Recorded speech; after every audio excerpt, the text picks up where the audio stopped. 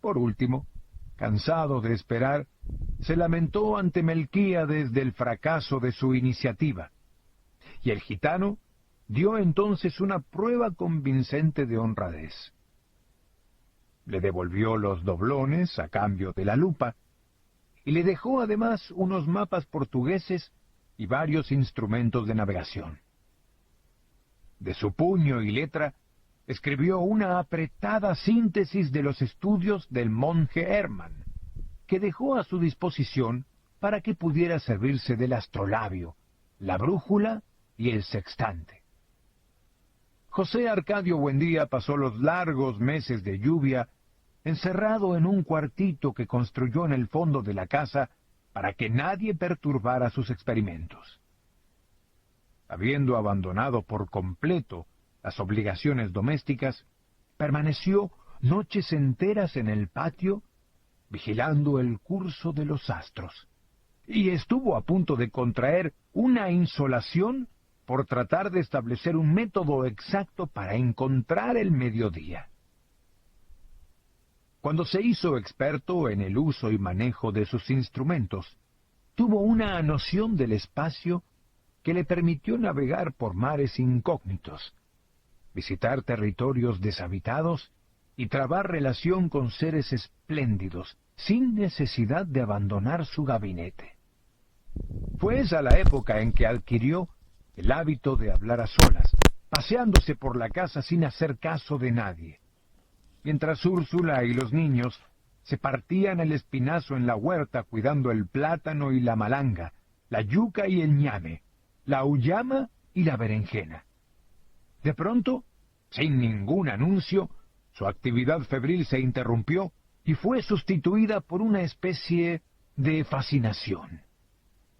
Estuvo varios días como hechizado, repitiéndose a sí mismo en voz baja un sartal de asombrosas conjeturas, sin dar crédito a su propio entendimiento. Por fin, un martes de diciembre, a la hora del almuerzo, soltó de un golpe toda la carga de su tormento. Los niños habían de recordar por el resto de su vida la augusta solemnidad con que su padre se sentó a la cabecera de la mesa, temblando de fiebre, devastado por la prolongada vigilia y por el encono de su imaginación, y les reveló su descubrimiento. La tierra es redonda como una naranja. Úrsula perdió la paciencia. «Si has de volverte loco, vuélvete tú solo», gritó. «Pero no trates de inculcar a los niños tus ideas de gitano». José Arcadio Buendía, impasible, no se dejó amedrentar por la desesperación de su mujer, que en un rapto de cólera le destrozó el astrolabio contra el suelo. Construyó otro.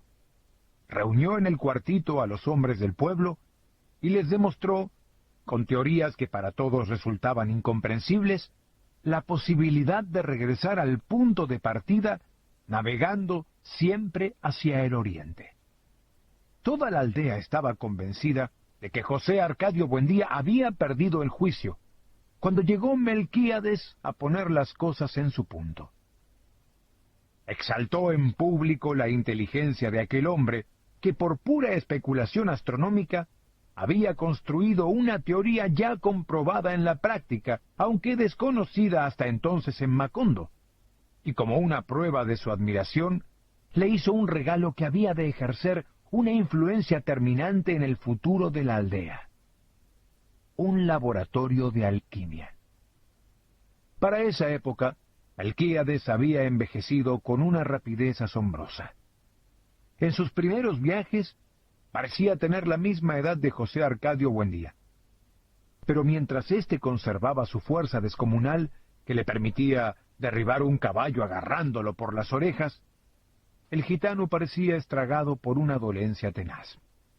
Era en realidad el resultado de múltiples y raras enfermedades contraídas en sus incontables viajes alrededor del mundo. Según él mismo le contó a José Arcadio Buendía, mientras lo ayudaba a montar el laboratorio, la muerte lo seguía a todas partes, husmeándole los pantalones, pero sin decidirse a darle el zarpazo final. Era un fugitivo de cuantas plagas y catástrofes habían flagelado al género humano. Sobrevivió a la pelagra en Persia, al escorbuto en el archipiélago de Malasia, a la lepra en Alejandría, al beriberi en el Japón, a la peste bubónica en Madagascar, al terremoto de Sicilia y a un naufragio multitudinario en el estrecho de Magallanes.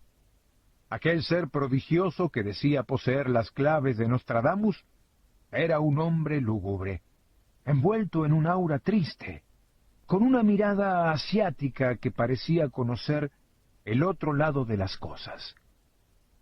Usaba un sombrero grande y negro, como las alas extendidas de un cuervo, y un chaleco de terciopelo patinado por el verdín de los siglos.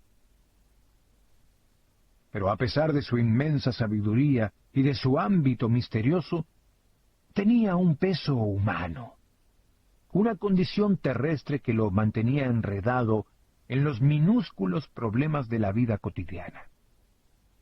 Se quejaba de dolencias de viejo, sufría por los más insignificantes percances económicos, y había dejado de reír desde hacía mucho tiempo, porque el escorbuto le había arrancado los dientes.